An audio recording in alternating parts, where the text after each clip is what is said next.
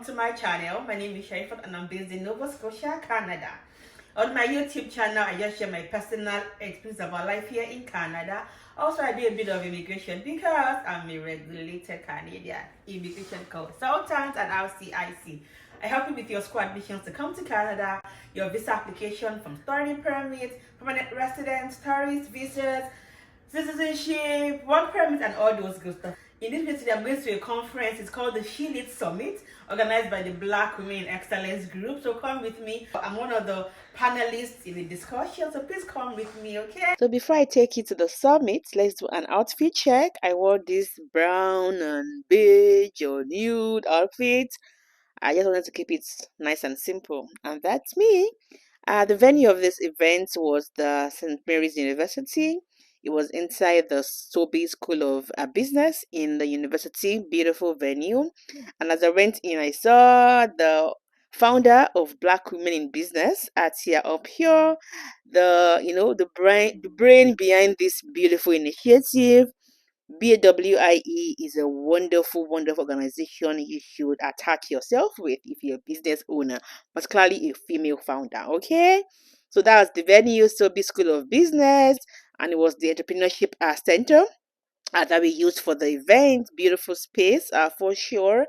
And that's me going in. It was the Arthur L. Irving Entrepreneurship Center, and when I got in, there were already people, already at the event. It was beautiful to see beautiful faces, people I know before, people I've not seen before. It was just a beautiful, beautiful summit. So come with me. And for this event, I went in and I sat. I got my name tag, and that's me wearing my name tag. And then the keynote speaker was Crystal Witter. Before I take you on to our keynote speech, let me take you back to about 7 years ago when I originally met Crystal.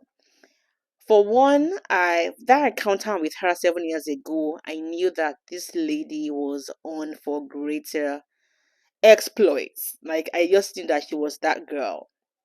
So I'm not surprised to see her delivering keynote speeches. I met her when she was 17, no, 19, sorry. She was 19 when I met her 7 years ago. Oh, 20. She's going to be 20 that year. She's now 27, and this lady has gone ahead to finish her BSc that she came for when I met her. She's now doing law. Like, girl, she's that girl. Let me just put it that way. So I met Crystal in March of 2017. We had just come to Canada about 7 months prior, same as her. She came to Canada as well in August of 2016 rather. At the same month and year that we came, I met her in the mosque. She's a Christian, she's from Jamaica, and she said she came to the mosque to observe for an assignment she was given in school. I'm like, okay. So I took her through, what Juma service is, what prayer is in Islam, and all of that. The assignment was for her to talk about particular religion and how the worshippers, worship. So I took her through that experience. She wrote our assignment and she got an A+ in that assignment. And she was good enough. She was nice enough to give me feedback, on how that went. So that's how I got to know Crystal. 7 years down the line, I've been following her on social media since then, and I've seen her achieve so much for herself in a space of 7 years plus. I'm super, super proud of this young lady, honestly. I'll start at my earliest memory. I was 3 years old. I'm a twin, and it would be remiss of me not to start my story by saying that I'm a twin. I have a twin brother in Jamaica. But at 3 years old, I remember being taken by police to a state care facility with my twin. Couple months there, we lived under the protection of the government. There was, a lot. I think there are 14 parishes. We have a population of approximately 2.7 million people in Jamaica.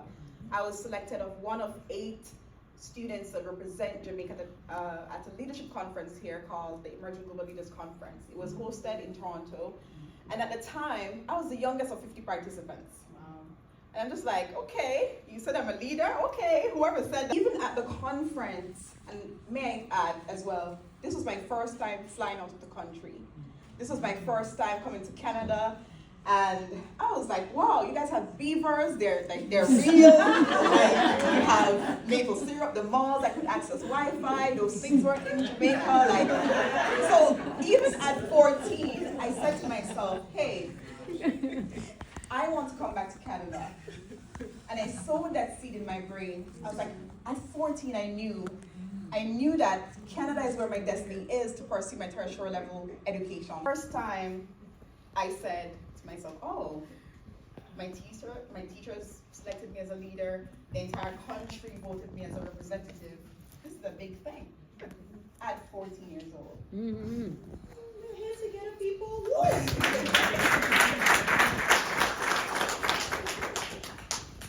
This one experience led me to my purpose for leadership and impact. Your purpose in life is a compass that will guide you towards your true calling and your deepest values. It provides you with clarity on what truly matters, and it shapes the kind of person you want to become. Leadership and entrepreneurship is the vehicle you will use to fulfill your God-given purpose. Mm-hmm. So you're not going to leave here the same person you came, honey. Like, My favorite quote, which is, dream big dreams because little dreams have no magic. If I was not dreaming big, I would not have been in Canada. Before I selected my universities, I was accepted for 11. 9 universities in the US, 1 in Canada, and 1 in Jamaica. The thing that led me back here is the purpose I had found in the beginning when I was 14 years old. I could have gone anywhere else. The second question I want you to ask yourself is, what are my strengths? What are my passions? What are my talents? And then a sub-question under that could be, what can I get paid for? Everybody else, every demographic teaches their kids how to invest. They teach financial independence, they teach financial literacy. I don't remember my mom's ever saying anything. She always says, well, save your lunch money, but like, the next thing you get, like, you know what I mean? Apart from that, we need, our allies are not being taught to save your money. They're being taught how to invest their money. Mm-hmm. You put your money here, you let it grow. I give you 20, you spend 10. It's direct, it's intentional. Mm-hmm. So, in asking yourself what your strengths are, what your passions are, what your talents are, you need to practice how to show up in the rooms before you're even ready for the room. Oh my gosh. So there's this thing going around at my school, my law school, and I'll say this because it's facts. Mm-hmm. They remember me because of the way I dress. Mm-hmm. I wear the cute glasses. Mm-hmm. And I recently got some really cute white frames. If you haven't seen it, like, check my stories, it's cute. And I say to myself, the extent we have to go as Black people to prove that we need to belong there, we can't avoid it. People address you the way you look. What is the legacy you want to leave behind? What is the impact you want to have in the world? Because genuine leadership and genuine entrepreneurship is not about money. No. It's not. You can sell anything. Anybody can get up and sell an onion. It's just the bonus. Correct. It's the bonus. What really sets you apart, and that's what we're going for. We're going for excellence. Mm-hmm. And I tell my mentees, one thing they can say it. I stand for excellence. Oprah Winfrey, listen, I would kiss the ground that she was walking on when I was younger. She was my role model. But now, just look around you. We have Tia. Yes. We have her team. Yes. We have our ministers. We have all the mentors in the room. We have our peers. Find the inspiration among you within your own community. Yeah. I didn't talk a lot about my business and businesses. I have 4 businesses registered as an owner or co-owner. One of them, my most recent business venture, is as a business consultant, small business consultant. I help you with marketing, all that jazz. I have accumulated over 130,000+ followers on TikTok within a year, and I've done more. With the opportunity, to develop their business. I'll leave that at. Thank you so much for listening.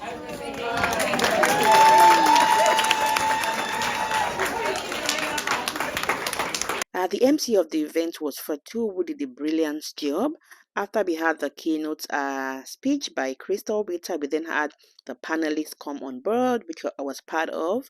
I felt very honored to have been, asked to be a panelist. And the topic was overcoming challenges and seizing opportunities in entrepreneurship. And there were 4 of us. And then Fatu had us come on stage to have the discussion. Tonya Paris, owner of McDoway. McDoway Production. Thank you. McDoway means black in nature. Nice. Oh, thank you. I learned that. Sherifat. And the 4 of us got called on stage. It was a learning curve for me. I learned a lot from these ladies who have been in business for quite a bit. I run a business called Great Tulips Immigration. Aside that, I also do a vlog. I share my experiences on my platform called Live in Nova Scotia, where I just highlight the province, the city, and things that can be achieved in this place.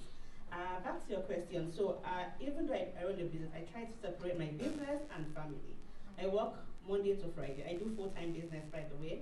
Monday to Friday, that's all I do for business, 9 to 5. No matter how much you are willing to pay me or you want me to consult with you, I try not to take sessions outside of these hours.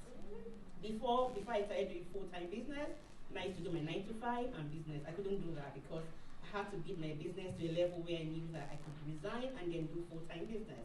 So then I would work 9 to 5. I'll do evening session, even do weekends. I couldn't separate them. But right now that I do full-time business, 9 to 5 is 9 to 5. I have staff who also work with me. So I try to delegate duties. I don't take on so much on myself, so I'm not worked out. I'm a very family person. If you follow me on social media, I'm very big on family. My kids are we do holidays, we go out together. I try not to mix business and family. I create time for my family. My boy plays soccer every day of the week. We go for his practice. I have kids who go for swimming. I'm very present in my family life, and I see the good, because you don't want to give so much to your business and then your family is lacking, or your family is taking everything and then you're lacking on the business side. So I try my best, even though it can be very hard. Even though with my staff, with my 9 to 5, I still struggle a bit. But I try to create itinerary. I'm very big on plan as well. I don't just do things randomly. I plan Monday to Friday. What am I doing? What am I not doing? So with that, I tend to have a balance with family and with my business. After us, have it easier, have it better. We're not trying to leave generational curses. We're trying to create generational wealth. And so in everything that we're doing, we're showing up as the best version of ourselves. And as Sherifat, that's her, starting her own immigration and consulting firm, where she's not only able to create that space for other persons that are here, she's also bridging the gap between persons who want to come in order to pursue their dreams. I talk about the networking, but I'm very big on networking as well. I met Tia as well in a networking event. I'd be following Tia on social media for months or even years. I'd comment, I would like, she didn't notice me. Then one day I saw her at Tribe Network event and said, "Oh, hi Tia, my name is Sherifat, I do that." I said, "Oh, that's good." She followed me on the spot. She told me that she had people who were looking to do immigration. She referred people to me within just a few minutes of meeting her. After then, I've been on TV with her. I've been on a program for business. I'm here today. And I can say many other examples of networking that has impacted me in a very, very good way. So you see me in networking events, in regular events, just talking to people and just making my network as big as possible, because like you said, your network is your network. When I lost my little brother, it was a way for me, instead of pulling your hair out and crying all the time and asking why, I took all of that and put it on canvas, and it's been very lucrative. Then I decided, you know what, and I'll bring this right into the question. Nova Scotia is a place that has very strong, very beautiful, very unique Black communities. We have a very strong mix of not just Jamaican heritage, Bayesian heritage, but we're also indigenous people. So I'm old school, so I've watched the, picking of the herbs and making certain teas and, having all these concoctions underneath the shelf. And you just, it's not necessarily what you know, it's who, right? So, for example, I came here today, some of you ladies I've known my whole life, some of you I've met recently, and some I'm still yet to meet. And that's the purpose of networking. Everybody can see your stuff, but if they don't know who you are, most people are not gonna be intrigued by what you do, right? I have 3 sons, and I have 5 grandbabies, who I absolutely adore. And for me, it's about the next 7 generations. And anybody who knows me knows my mother. Let me just say that, who taught me the value of networking, because my mother knows everybody, absolutely everybody. But you know what? It gets you in spaces that you normally wouldn't be in. And prime example, Tia, right? Tia and I have known each other our entire lives, probably about 4 or 5, maybe even younger. Yeah, a very long time. I've always been a person that if I wanted something, as most people who actually know me, I just do it, right? I want to be a police officer. They said, Tanya, you're black, you're a woman, you're 5'2", and you have a son, right? I was a single mother at 19. But guess who was on the front page of the newspaper in that police uniform, holding her 19-year-old son, making sure that everybody's seen that I was the first black female officer in Halifax Police Department. I don't hear the word no, I hear maybe. And maybe means yes, right? So it's like, for me, it doesn't matter what people set in front of you and tell you what you can't do. If you can envision yourself doing it, you're gonna do it. First, put yourself out there.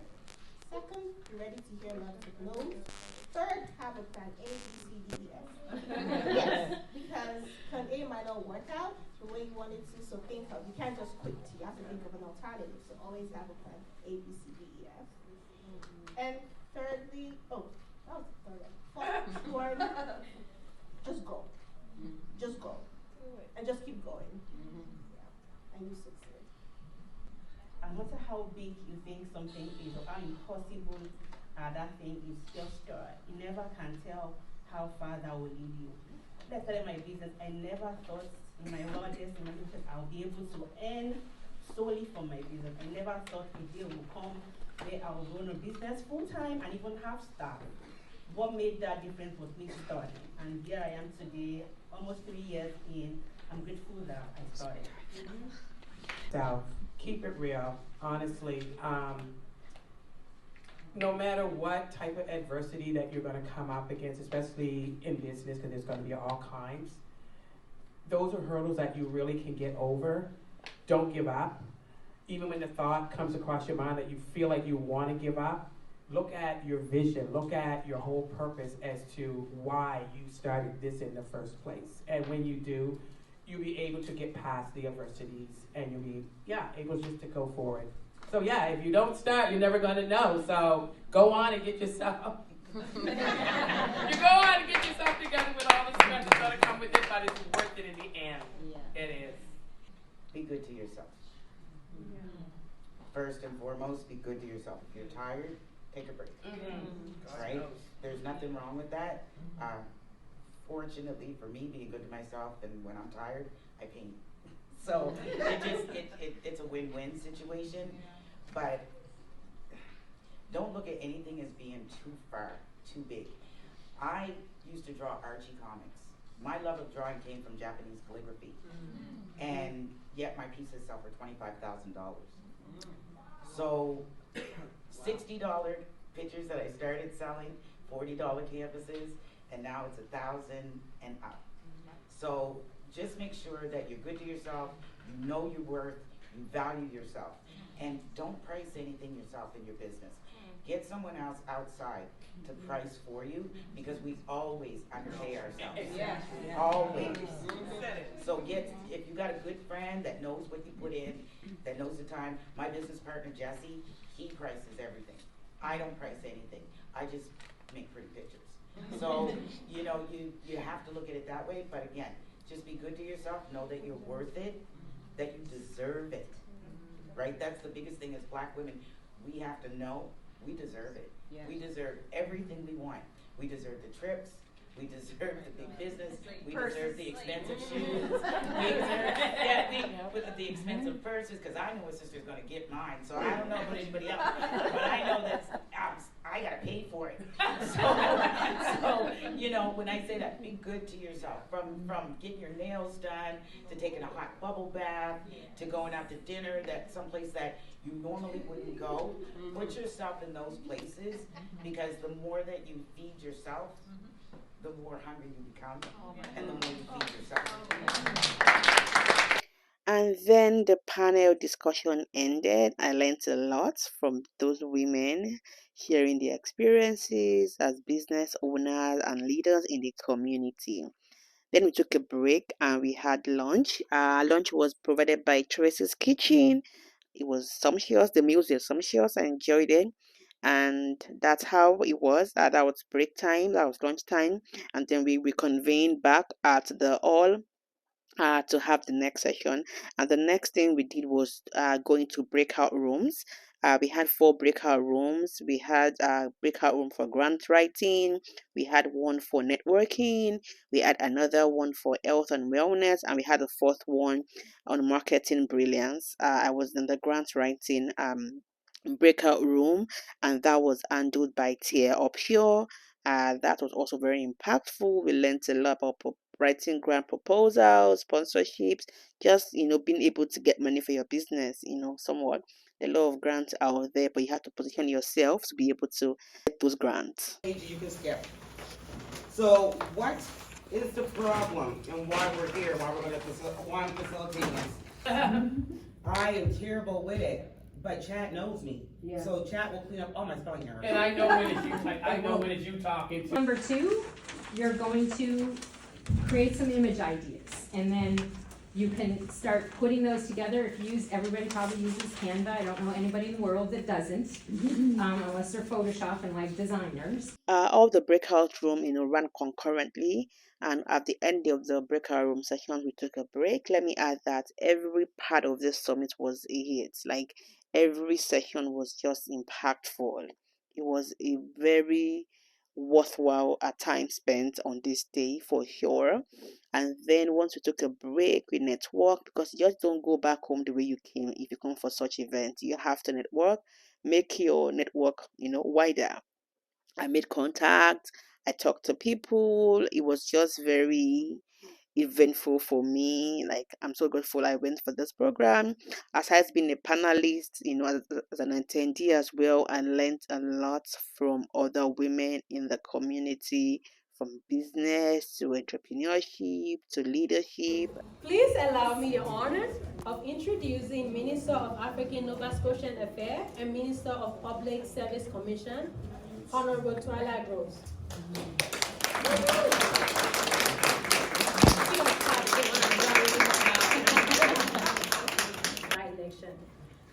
Making her the first Black Canadian in the Progressive Conservative Association of Nova Scotia's caucus. Minister Gross is a proud alumni of Mount St. Vincent University, where she earned her degree in 1983 with a rich background in finance, and she's dedicated 36 years to serving at the Halifax Sanfield International Airport, assuming roles such as budget analyst, business planning manager, and accountant until her retirement in 2023. So ladies, may we all rise as we welcome the Minister of African Nova Scotian Affairs and Minister of Public Service Commission, Honorable Twilight Rose, to share a bit of her insight with us. Just a little bit, you know. Please rise.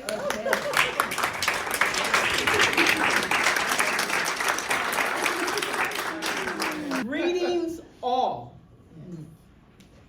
It is my absolute pleasure, but not only pleasure, but honor to be here with you today to speak at the SHELeads Summit. I want to express my sincere thanks to Tia Upshaw, the founder and CEO of Black Women in Excellence, for this invitation. I'm probably not going to tell you anything that you have not already heard. But through my journey, I realized there is always something that we can learn when we come together as Black women. Keep it real. You know it. I want to use this time that I have wisely. So I'm going to tell you about my story. I'm going to define the term leadership.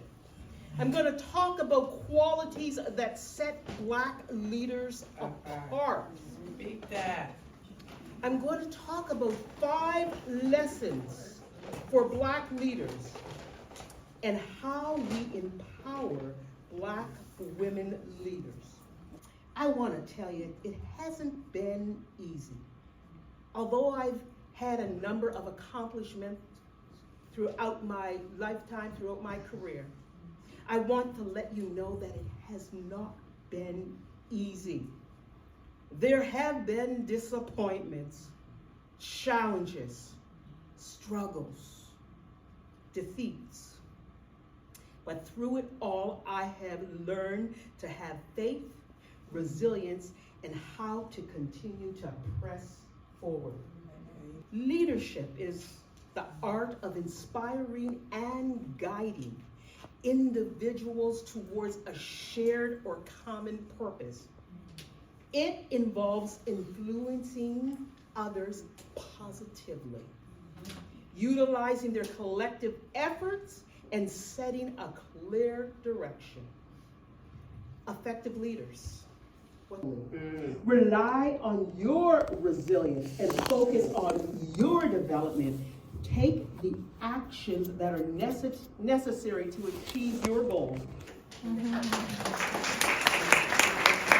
As we come to a close, I just want to send a final message. So as we bring this empowering event to a close, I want to extend a heartfelt gratitude to each and every one of you who has contributed to the success of being here for the SHELeads Summit. BBDC, Royal Bank, Scotiabank, Women's Initiative, Capture Photography, BDC, Ubuntu Media, and a TD Ready commitment.